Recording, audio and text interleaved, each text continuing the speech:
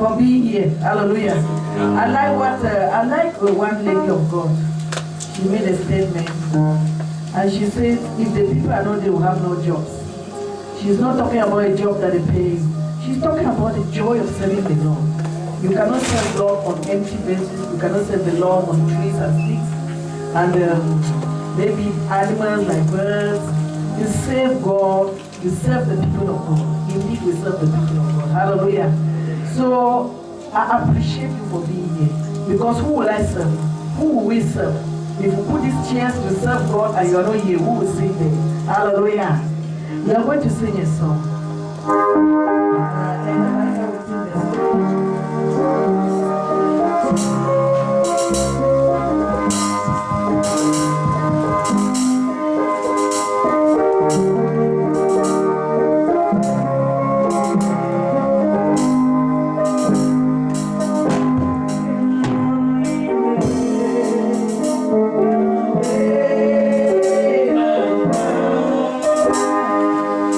Yeah.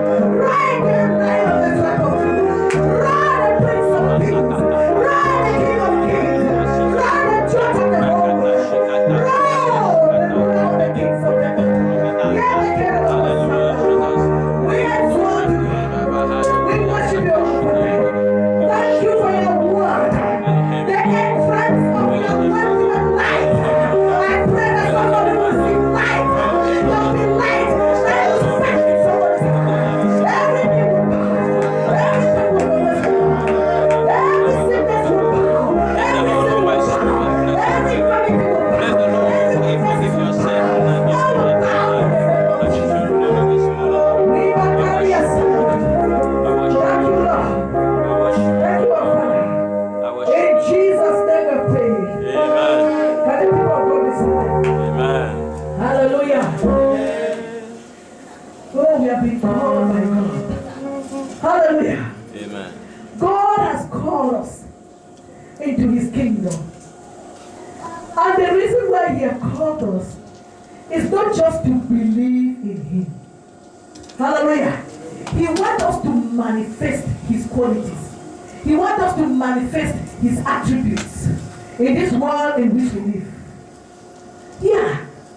He wants us to be God's in miniature. Hallelujah. He wants us to be like him. To be like him doesn't mean that we'll have all the quality of God. God is almighty. We cannot be almighty. God is the creator. We cannot create anything. But we can forgive the way God forgives. Hallelujah. Amen. We can be patient. We can persevere. Because God perseveres with people's characters, with people's way of behavior. God perseveres. We can do good because God is doing good. Hallelujah. Amen. So those are some of the things that we can emulate. Hallelujah. Amen. And that's why 2 Corinthians chapter 5 verse 17 says, anyone who is in Christ is a new creation. You have to be new. The old things are past. And in Ephesians chapter 1 verse 4, when Paul was talking to the church of Ephesus, he said, you have been called to be holy and blameless before me. Hallelujah. Amen. You have been called out of the world, called out of sin, called out of the wickedness of this world, called out to be a special people, to be holy and blameless before God. Hallelujah. The world is looking for these qualities. Oh, the church has become so mixed up that the world cannot see the light. And this morning, God is calling upon you. Can you show for the light? Can you make a difference? Can you be distinct? Distinguish yourself before people on the behalf of God? Can they point a finger to you and say, but that man, that woman, that boy is different? Hallelujah. Amen. The world is looking for the manifestations of quality, the qualities of God among the children of God. The world is looking for the goodness that they want to see in God through us, because the world doesn't know God.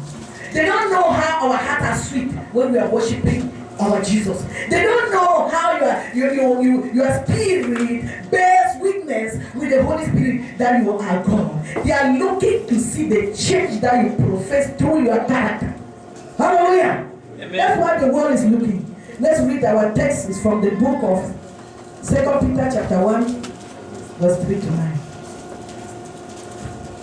2 Peter chapter 1 verse 3 to 9. I'm going to read from here. The book of 2 Peter chapter 2 verse 3 to 9. And this morning we'll be talking about the fact that you need God's divine nature. That's the topic. You need God's divine nature. You need that kind of nature of God that is different from all other nature. You need it. Hallelujah. Amen. You need God's divine nature. Let me read 2 Peter chapter 2 verse 3 to 9. His divine power has given us everything we need for life and godliness through our knowledge of him who called us by his own glory and goodness. Through this, he has given us his very great and precious promises, so that through them you may participate in the divine nature and escape the corruption in the world caused by evil desires. For this very reason, make every effort to add to your faith goodness. Hallelujah. Amen. To add, I'm reading from 2 Peter chapter 1 verse 3. 2 Peter chapter 1 verse 3 to 9. I'm reading verse 5 now. For this very reason, make every effort to add to your faith what goodness, and to goodness knowledge, and to knowledge self-control, and to self-control perseverance, and to perseverance goodness, and to goodness godliness, and to godliness brotherly kindness, and to brotherly kindness, love.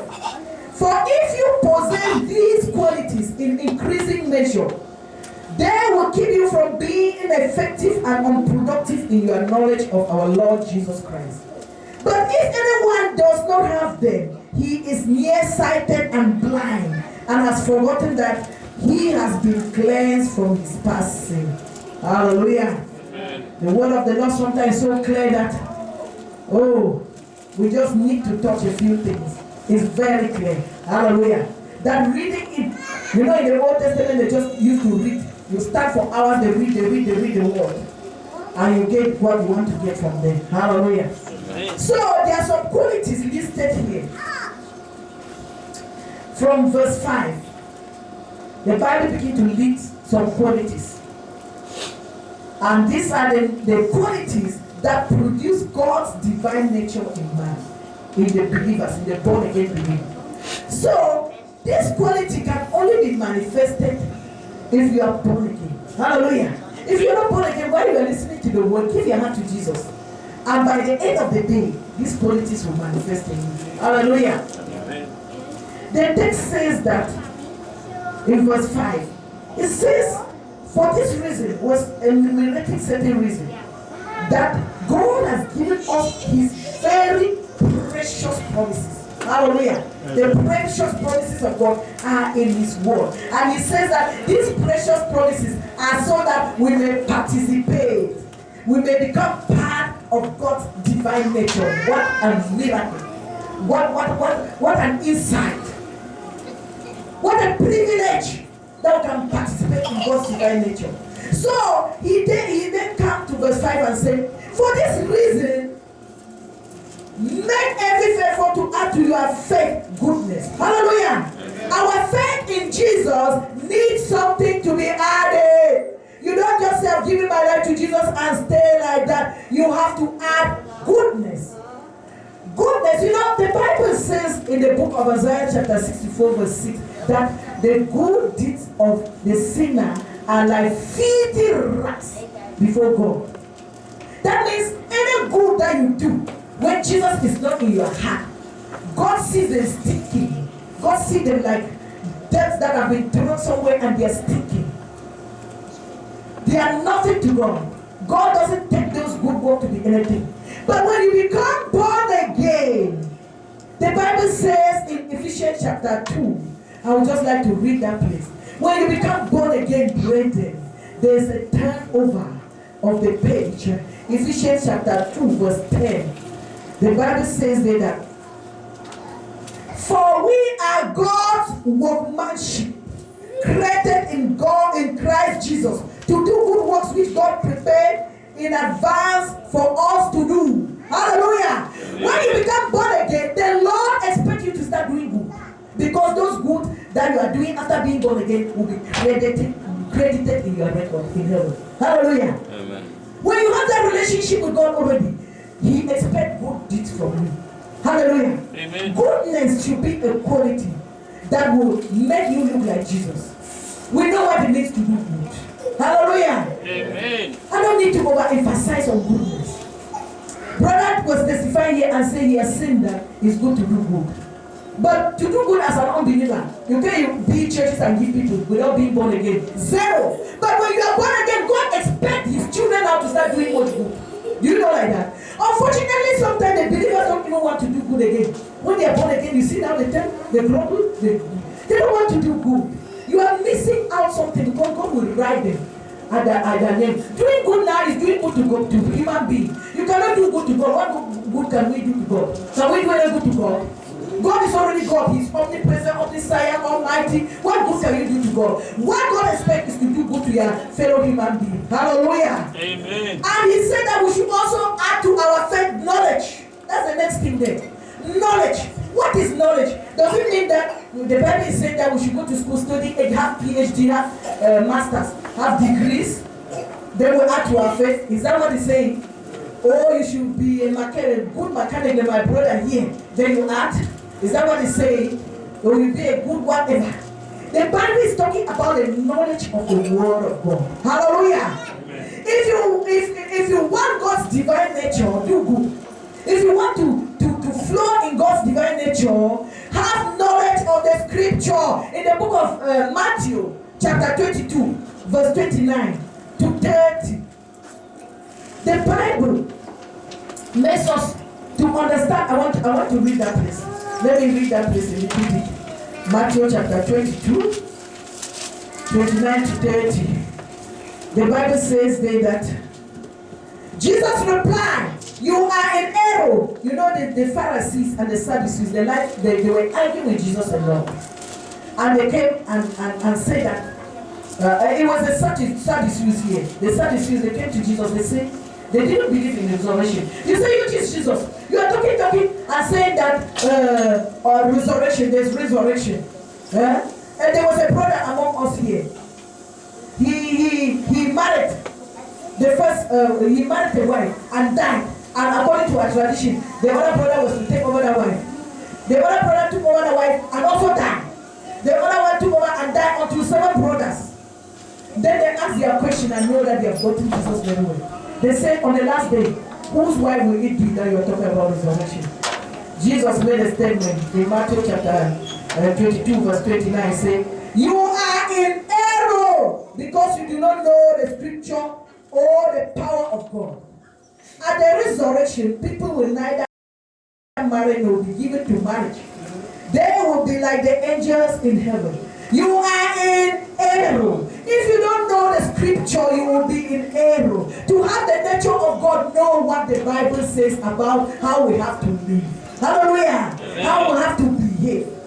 So the Bible is saying that to have God's nature, you have to know what is written. Jesus conquered Satan with "it is written." Hallelujah. And Hosea 4:6 says that my people perish for lack of knowledge. Hallelujah. Wow. And that very place we read in Matthew, in 1 Peter, our text. Go back to our text. In 2 Peter chapter 1. I want to show you what God is saying there. He says that in verse 4. Through this he has given us his very great and precious promises, so that through them you may participate in the divine nature. The promises of God are in his word. Hallelujah. Amen. And sometimes we are downcast. You don't even know the scripture that will say, "My soul, why are you downcast?" You will yet praise the Lord. You will not think about the scripture that says, I know that I will still see goodness in the land of the living. That's David talking. These scriptures have to help you, so that when you come to them, they are precious promises. If you don't know them, the devil come and tell you, "Where is that your God? See this problem you are passing through. See all these things that are happening to you. There is no God." But you have to have these precious promises. Hallelujah. In order to participate in God's nature. And able to say it is written. Satan, get away behind me. It is written. The Lord is my shepherd. I shall not be in want. It is written, those that dwell under the shadow of the Most High shall abide under the shadow of the Almighty. It is written. Corona will not see me. You have to know the scripture. You have to have knowledge of the word of God. Hallelujah. Amen. God's promises are essential, brethren, for the participation. And it says that it's for us to escape the corruption in the world. Corruption brought by the enemy. All type of corruption. The next thing that the Bible is talking there that will help us have God's divine nature is self-control. Hallelujah. Amen. Self-control, the Greek word for self-control means to restrain your emotion. To hold back your emotion. When you want to burst out in a negative way, you hold it back. That's what self-control means. Hallelujah. You restrain, you hold back your emotion. Hallelujah. You know that in holding your emotion, there are 2 or 3 ways you have to quickly look at it. The first thing to hold your emotion is to know how your emotion manifests negatively. So that when you start seeing those red lines, you start thinking about the scripture, you start telling devil already a victim. Hallelujah. Amen. Our emotions talk about like anger, joy is emotion, anger is emotion, and appetite is emotion, fear is emotion. Hallelujah. So this emotion and passion, especially like appetite, You have to know how to master them. Hallelujah. You know how to control. It's not everything that we should eat that a child of God should eat. Even the appetite of a beer, the appetite of even sweet drink. Papa used to testify here many times that he was living in one part of Cameroon. It's very hot there, very hot. And when he was teaching there, he realized that every break time he would just go and take the spoon drink. It became a habit. One day, I don't know whether he was listening to the word of God, and the Holy Spirit talked to him. This one has become addiction. It was sweet drink, was not beer. He said from that day he stopped. He said, no, it's too much. And the Holy Spirit talked about it. Maybe he knew that, you know, when you're drinking that too much sweet drink, you know what it becomes now. Too much sugar. The Holy Spirit controlled him. Appetite. It may even be cigarette, maybe beer. Maybe some type of food. Some people eat this calabash too much until they're sick. Hallelujah. When that desire comes up, you have to control. Hallelujah. Self-control. Fear is, the devil made you feel. There are certain that he has made me fear. Say, you will be a pastor. Sometimes you want to bring me fear. He doesn't care who he wants to trap down. So we should control fear, and all these things we're learning at the end, you see that it is the word of God. It is the knowledge of the word of God that will help you. I went to the bank one day, and I met a woman during this corona time. A lady we were talking, was a believer from her expression. We say that our master is coming soon. Let's be prepared. Yes. We're talking. She said that you can see the times are there. We have to be prepared. So when we were talking, I felt like I had a gospel pamphlet in my bag. I feel like just giving her, even though she was a believer. When I pulled out the thing and gave her, she said, no. You know they say that this thing can carry corona, we should not touch. Fear. I asked myself, this lady is in the bank. This money that he's touching in the bank here cannot carry corona. Money that has moved from hand to hand. This truck has not even moved. They are brought in boxes. I just put in my bag. You don't fear the corona from the money. You fear the corona from the truck. Fear. So we have to overcome fear. Burst of anger. We have to overcome anger. These are the way that we have to control ourselves. Hallelujah. Amen. There's a good scripture there in the Bible, in the book of Genesis 4:7. I don't think we'll even read it. Genesis 4:7. We know about Cain and Abel. We have to master this thing. To master means to know them. So that when they want to come and say, we know you, Satan. Hallelujah. Cain and Abel gave an offering to God. God accepted that of Abel and rejected the offering of Cain. Cain was very angry with Abel. But it was God who rejected the offering. Or that's the funny thing, it was not even Abel who rejected. It was God. But you are angry with your brother, whose own was accepted. He was not the one who was deciding that whether they should take your own offering and reject his own. So God saw that Cain was bitter. And God went to Cain and said, the devil, sin is crouching at the door, at your door. Sin is doing what? Crouching, knocking at your door. You must master it. Hallelujah. Sometimes the devil can crush it like that. Even to us children of God, you must master, you must discern. You must know that this is the devil now. He wants to bring problem between me and my brother. He wants to make problem between me and my sister. And you handle it in the right way. Hallelujah. You want to bring problem between me and my husband. You want to bring problem between me and my in-laws. You want to bring problem between me and whoever, my neighbor. Or even a person that you met in the taxi. Oh, may God help us to be discerning. To know when sin is crouching at the door of our heart. But did Cain hit the warning? No. He never hit the warning. He killed his brother. He killed Abel. You know the story. So we have to master it. Our emotion. So we have to control ourselves. To have the nature of God. And say you need God's divine nature. Control your emotions. We have to control the way we quickly judge other people. Hallelujah. Amen. It is easy for us believers to say, hey, that brother just condemn that one and kill.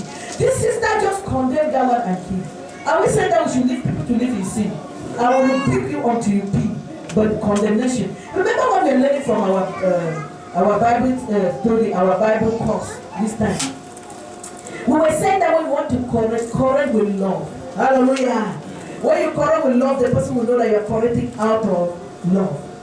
But not in hatred or to make the person be ashamed or to just, I don't know how to put it, to just paralyze that one. I read, these online things that they say, there are some that are touching. I don't put so much interest, but I read one of these days was so touching. This story was that a pastor was invited by a family, by a Christian, like one Christian here can invite us, me and Papa, say, come let's eat. So they went and ate. Maybe some of you read that story. They went and ate. When they ate and went back, this woman who invited the pastor and the husband, I think but it was mostly the sister, she realized that she put an open check. You know, an open check is a check that you sign, but you don't put the amount of money that the person has to receive. And if a person pick that check, can put 1 million, can put any amount, and just clean your account.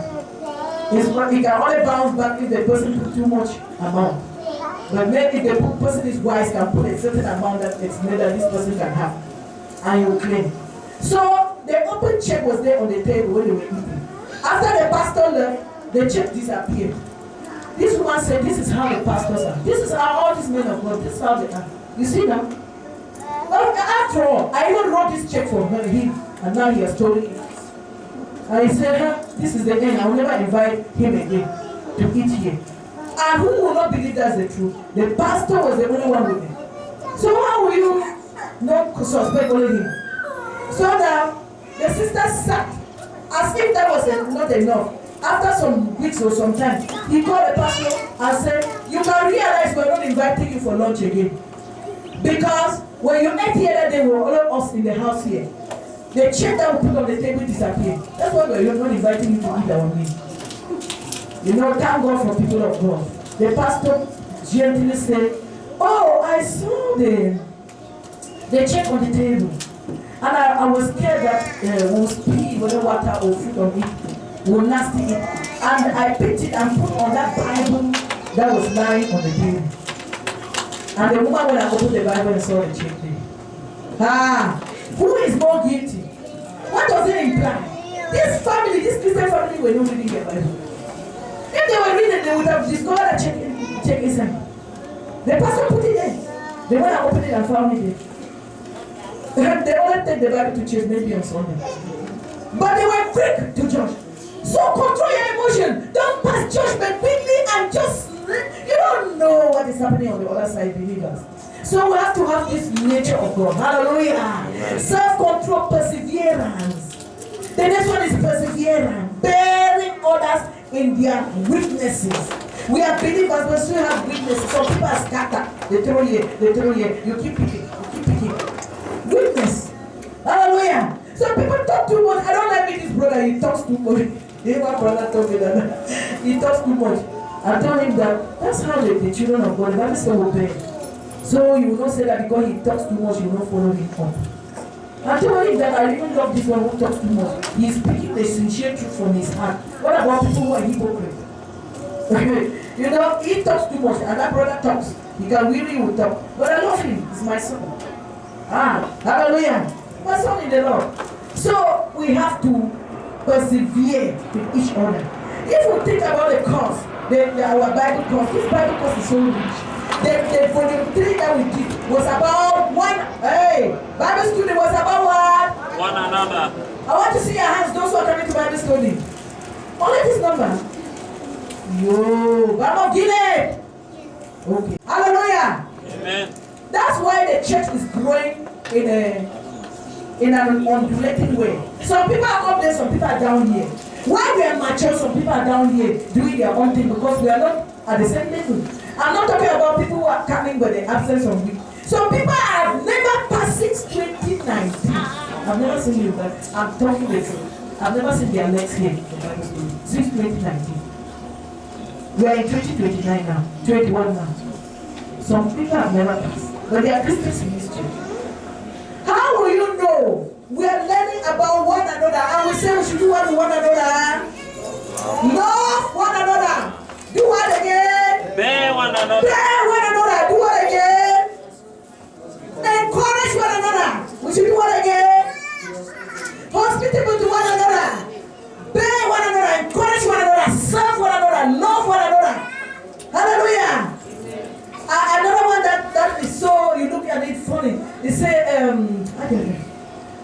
does it say again? Forgive one another is also there. Hallelujah. Forgive one another. All this, it was about one another.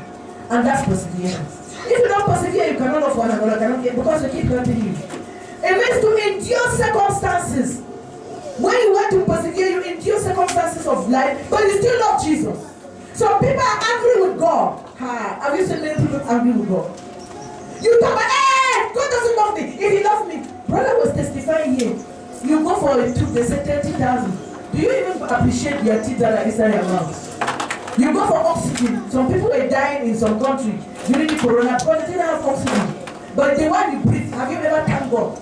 Many people are blind. You have to persevere when circumstances of life are coming. Because Philippians 1:6 tells us that God, who has done this good work in you, will also bring you to a perfect end. Hallelujah. Godliness is one of them. I'm just preaching from that place I've read. Godliness. Godliness means devotion to God. Hallelujah. What does it mean to be godly? A healthy fear of God. A healthy fear of God. These are the qualities that God, hallelujah, want us to add to our faith. Hallelujah. Amen. To have his divine nature. A healthy fear of God is not to be light-hearted. Some of us are light-hearted about the things of God. We don't take the things of God serious.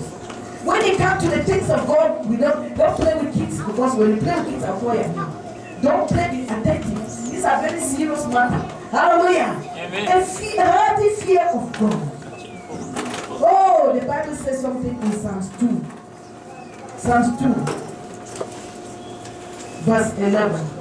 If somebody open it quickly and read. If you all open quickly, I'll read from here.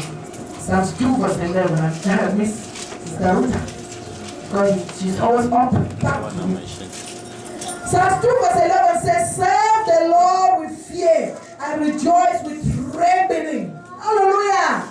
You should serve the Lord with fear. It is a holy fear. It's not a fear that God will kill you. No. It's not a negative fear. The fear the Bible talks here is great respect for God. Hallelujah.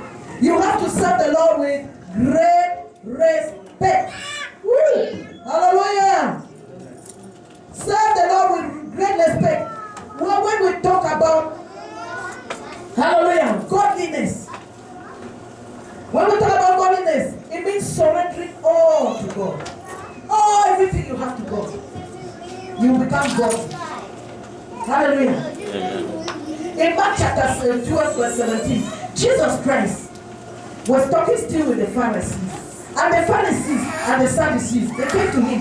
They said, Master, this is what do you say? Is it good to pay taxes to Caesar or not? Answer us. Let's ask a very serious question. This man who says he is God, what to see is inside. Those people were today. Jesus took a look at it and said they should bring the money. They brought the money. Jesus looked at it and he said, whose picture is on this money? They said Caesar. He said, give to Caesar what is Caesar and to God what is God. You know that people misquote that scripture now and tell you to see. And tell you that, okay, we must go to Sangoma. After you go to Sangoma, you give to Sangoma what is Sangoma. You come to God, you give to God what is God. They always quote. But do you know what Jesus meant by that statement? The statement means that whose portrait is on the money? Whose picture? It is Caesar.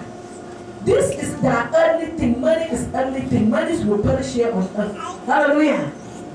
But he said, give to God what is God. What belongs to God? You. God created you in his image. You, the people asking this question.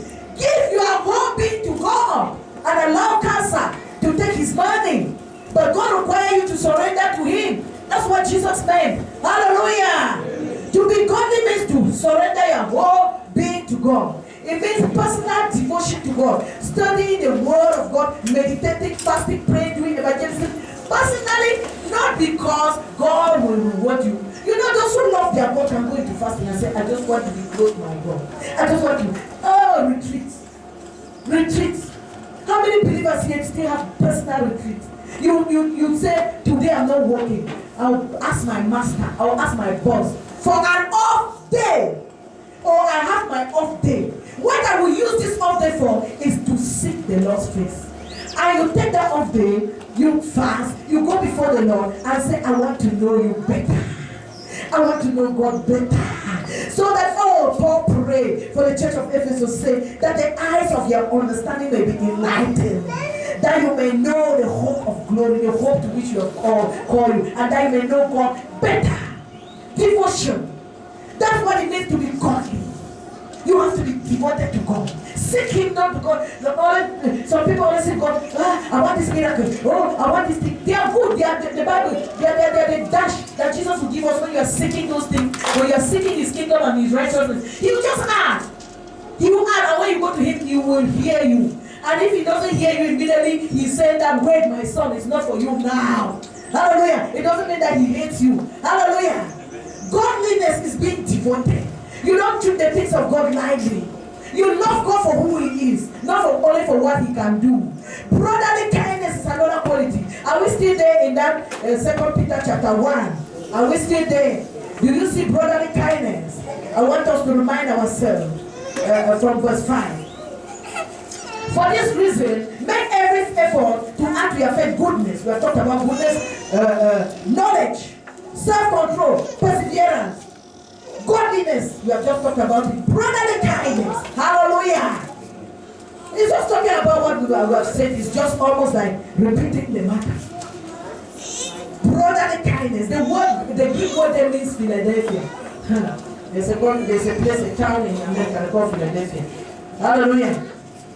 This is the kind of love that you have towards others. They call it agape love. The kind of concern, the kind of affection. Brotherly kindness is affection toward believers. We are talking about believers here. And Jesus told His disciples in John chapter 13, verse 35, that the world will know that we belong to Him if we love one another. He didn't say that we will do miracles. He didn't say that we will evangelize. Which all these things are perfectly good. But He said when we love one another, the world will come. And the world will ask you, I see that you love one another in their church. If we're loving one another the way the Bible, brotherly kindness can attract people to come and believe Jesus. Hallelujah. Brotherly kindness. You don't give to people. You know, sometimes we say, hey, something has happened to a sister. Let's contribute. Hey, it happened to my father. It happened to my mother. They didn't contribute. Terrible. Come to Bible study. You are still a babe. For 100 years, you remain a babe. When will you grow? You are still grumbling for this thing. You don't even know what is brotherly kindness. You are not doing that. They should give. You know, some of us are in our cultural groups. We are in our cultural groups. And when they open the record, I don't know how they do it. Maybe they look whether you contributed to another person. That's not the case here.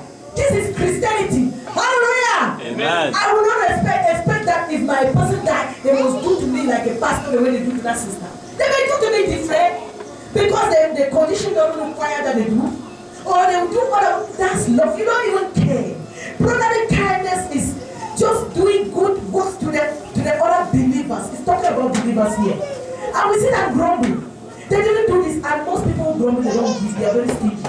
If you look at it, you also give and grumble. People who give, they don't even care. They keep giving.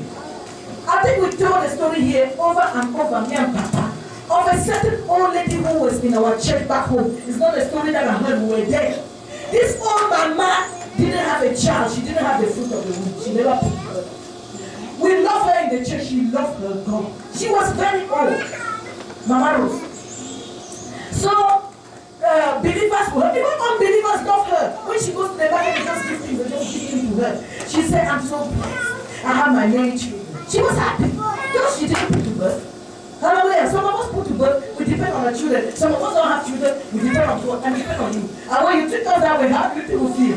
Hallelujah. So this mama, we announced in the church that we are going to help a believer. She was wretched.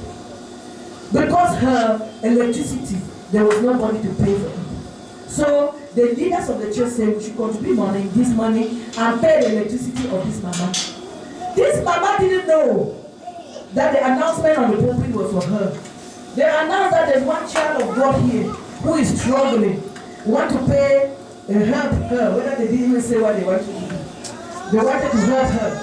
The first person to bring the money was that old mama. Was that struggling mama. Where the elder almost cried. Papa was one of hands and said, yeah, this is cold on our head. That mama struggling. She came and said, I hear that there's a child of God here who is struggling. Take this in my own. Huh? We will be challenging heaven. Brotherly kindness. Caring for one another. You sit there and grumble. Don't eat. And when they talk about free giving, you don't even know what it means, the free will. Free will means you can give, you cannot give. So don't grumble. If you don't want to give, don't grumble. Just sit because it's free will. And I want to tell you, I tested the power of giving. You see me like this, God has put to me His God. I'm telling you, in times that everybody was lacking, I had abundance. I had abundance. You can have abundance. I understand the scripture now in the book of is it Proverbs chapter 11? It said, cast your bread upon the water and after many days you find it. Take your bread, take your thing that you want to eat, throw on the water that is flowing and go, you carry it and go, then you find it after many days. What a pattern. That's giving. Hallelujah. I want to challenge us brethren to care for one another. Hallelujah. Don't grumble if you don't have. God understand you don't have. But you can even have your 5 rand. When we started this ministry, they said we should contribute. We were in somebody's sitting room. They said we should contribute that we were moving to a new house. We didn't have money. People were contributing. There was one brother was coming from Brazil. I don't know which country he was coming. One day he came and gave 5 rand. Tears were coming out of my eyes. Because that brother meant it. Hallelujah. He gave him all his heart. 5 rand. But people were giving thousands. So it's not even amount, it's the heart.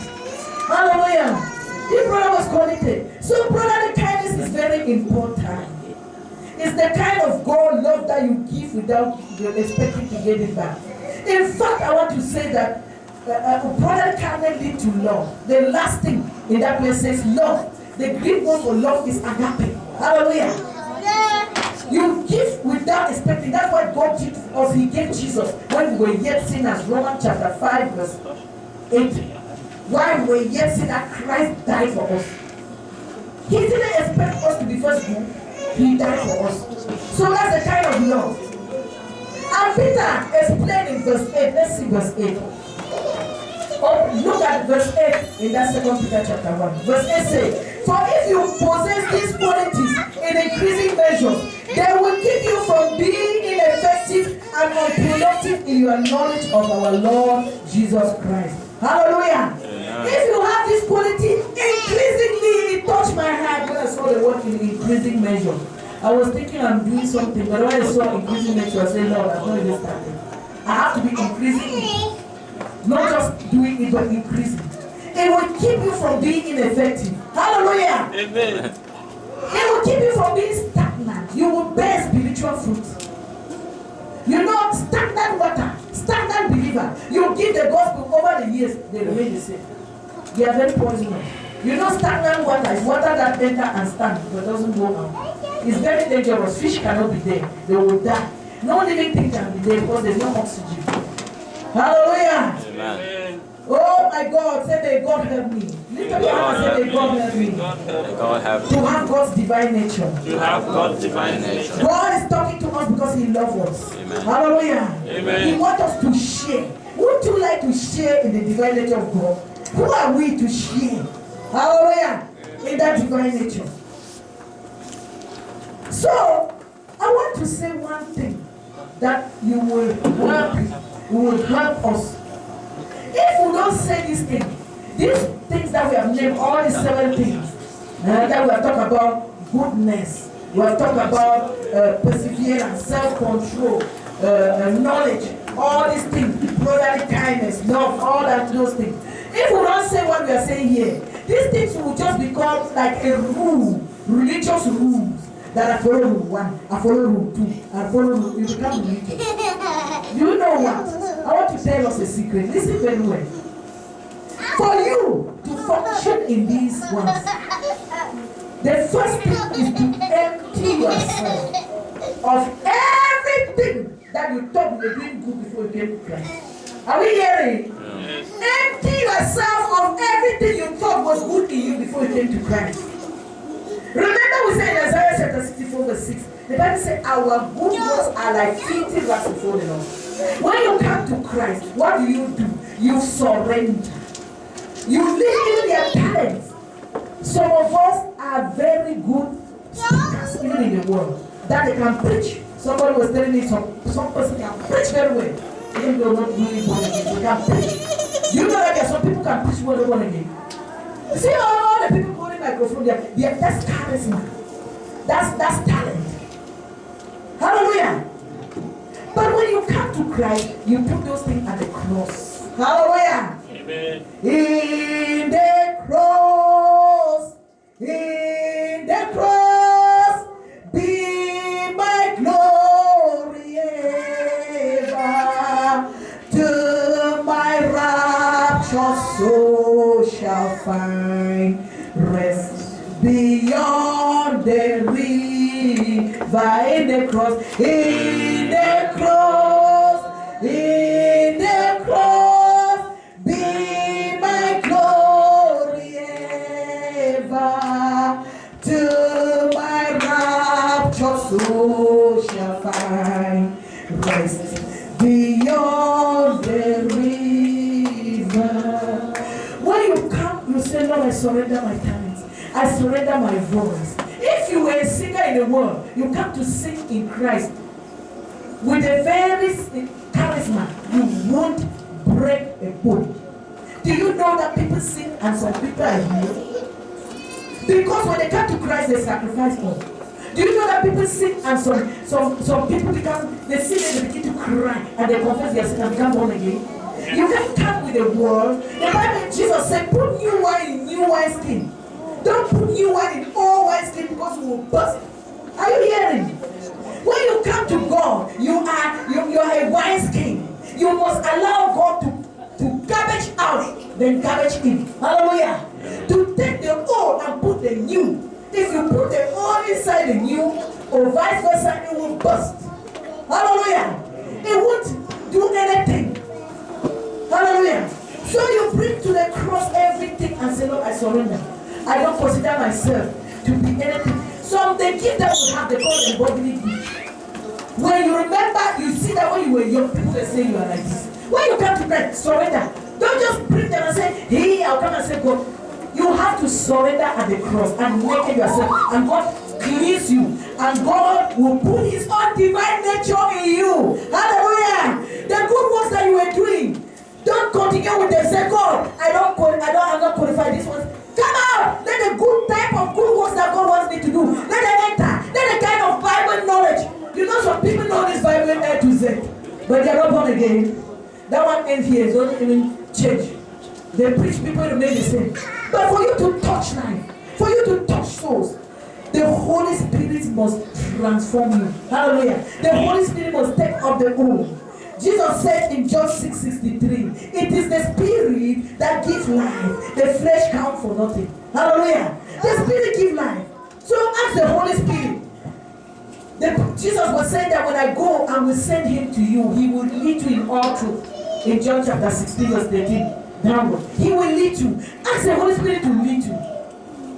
I want to tell you that it is. Can we stand up? Can we stand up? We are going to pray. It is only when, brethren, we allow garbage out. We allow our own nature. We allow the Holy Spirit to sweep us. And we ask the Holy Spirit to put newness in us. That will start to bear fruit. Otherwise, all these things we are saying will be rule. And I hate rules. I like Holy Spirit leading me. I don't like it rule 1, rule 2. If you see me being the way I do, if you see me dressing the way I do dress, the Holy Spirit is exciting me to do it. I don't like the rules. Just follow. Let the Holy Spirit convict you and you will touch life. Hallelujah. You will touch life. So I want you to start now to begin to say, you want to do good. You cannot do it by your power. You want to know the word of God. The Holy Spirit is your helper, my brother, my sister. The Holy Spirit is your helper. You want to be kind to brothers and sisters and don't grumble when you give. The Holy Spirit is your helper, my brother, my sister. Hallelujah. You want to show love, the kind of love that you don't expect back. The kind of love that takes care of another person. The kind of agape love the Bible says is the love to the other. You want to be like that? Empty yourself before the Lord. Hallelujah. Because you cannot love with our natural self. Hallelujah. You want to have self-control. Not to judge hear yourself. You have to control your anger. You have to control your passion. You have to control even the fashion of the world. When they do anything, believers do. Believers are spiritual health these days. Anything they put, will put. Anything they do, will do. If they leave the person house, will leave. Even anything. You want to control your desires. As the Holy Spirit will clean you and put his own desire. Because you cannot walk by your own power. You need to sing. In the cross, be my glory ever. Till my rapture soul shall find rest beyond the river. In the cross, in the cross, in the cross, be my glory ever. Till my rapture soul. As I'm singing, begin to pray.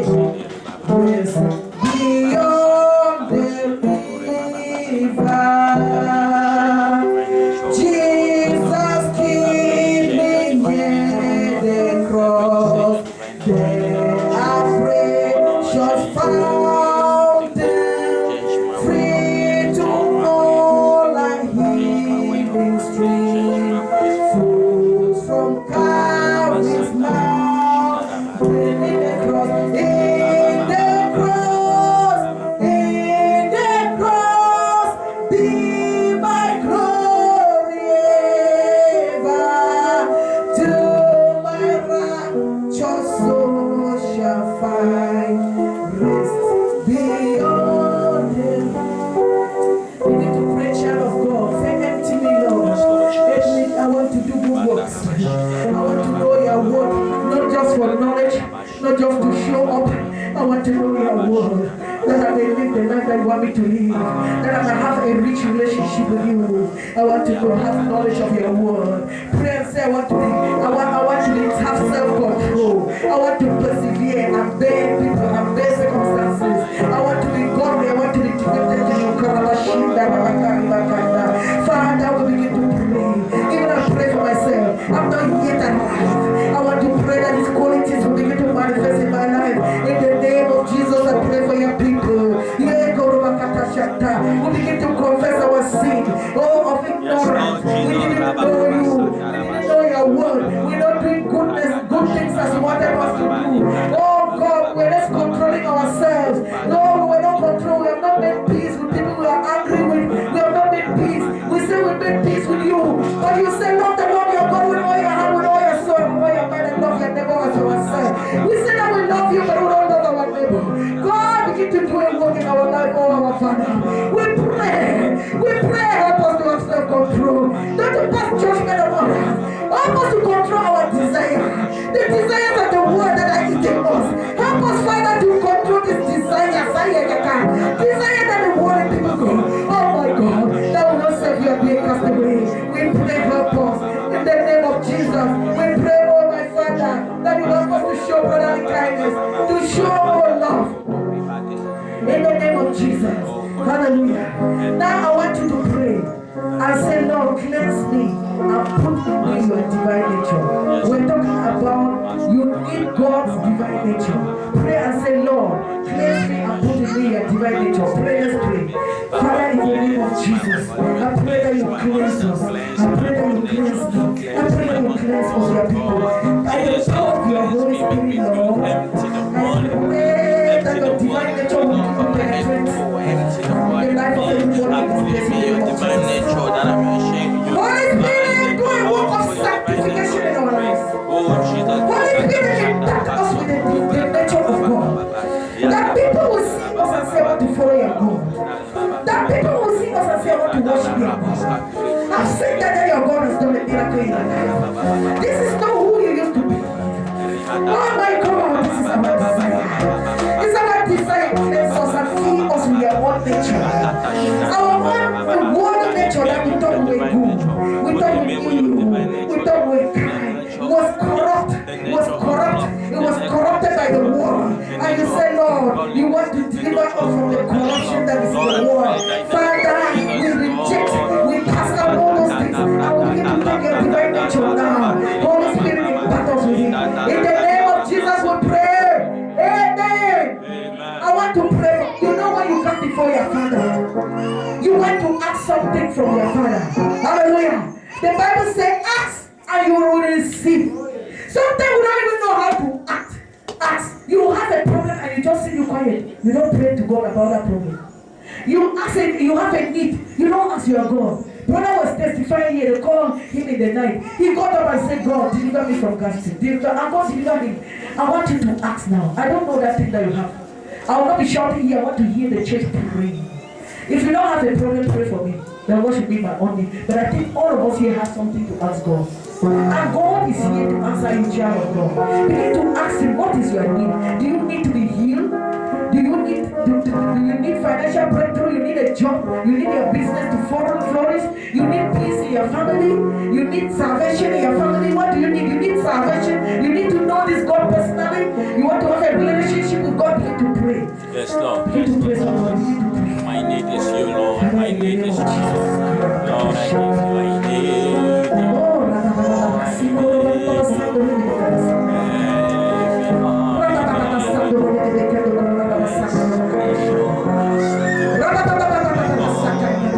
Holy Spirit, Spirit of the mighty God, I welcome you, our Paraclete, the one who will move alongside us to help us. We need your help now. We need your help, Spirit of God. We need to touch the life of your people. You see the heart of your people. You see their needs. You see their desire, Lord. We have come before you, our Father. We cannot live the same now. We cannot live the same. We cannot live this place the same in the name of Jesus.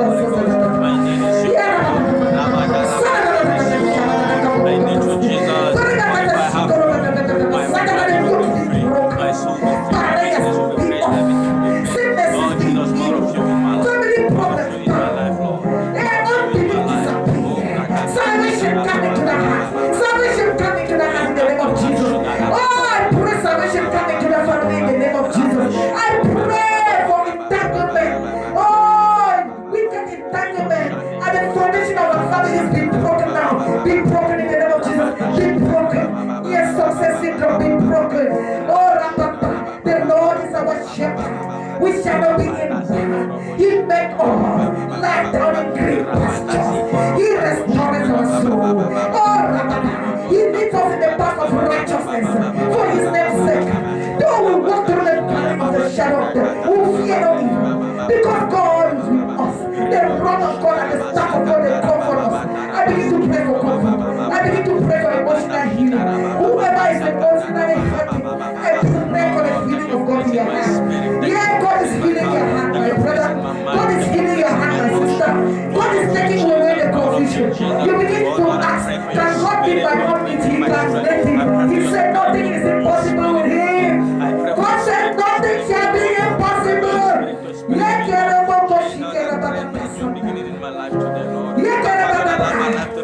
the glory of the Lord fill you. Let the glory of the Lord visit you. You say you cannot make it the Christian journey. You can make it. You can make it. Jesus died for your sins. Jesus died. Passes all understanding. Rule your life. As you live here.